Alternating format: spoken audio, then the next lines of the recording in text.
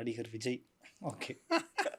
Okay. அரசியலுக்கு போனது மக்களுக்கு வந்து ஒரு பெரிய சந்தோஷமா இருக்கலாம். ம். ஆனால் ரசிகருக்கு பெரிய இழப்பு. இழப்பு. ஆமாம், விஜய் ரசிகன்லாம் நானும் ஒருத்தன் தான். ஓ! விஜய் சார் ஃபேனா நீங்க? பயங்கர ஃபேன் நான். ஓ! அஜித். ஓகே. ஆமாம், அஜித் சாரை வச்சு ஒரு படம் எடுத்தேன். அது சரியாக நடக்கலை. ம், ம். அப்போ நான் அவர்கிட்டே சொன்னேன், நான் விஜய் சார் ஃபேன்னேன் அப்போவே.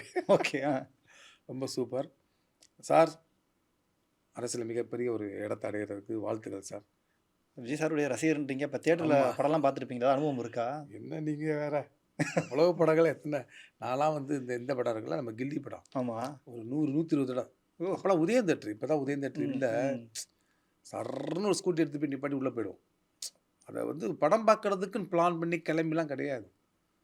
அப்படிலாம் பார்க்குற நம்ம வெறித்தனமாக பார்த்த படங்கள் தான் இது. ஓகே. ஆமாம், அப்ப கதை சார். சொல்லியிருந்துருக்கலாமே இப்ப மீட் பண்ணியிருந்தீங்கன்னா? நான் 2 3 முயற்சிகள் பண்ணிட்டு இருந்தோம், அது நடக்காம போயிடுச்சு. ஓகே. ம்.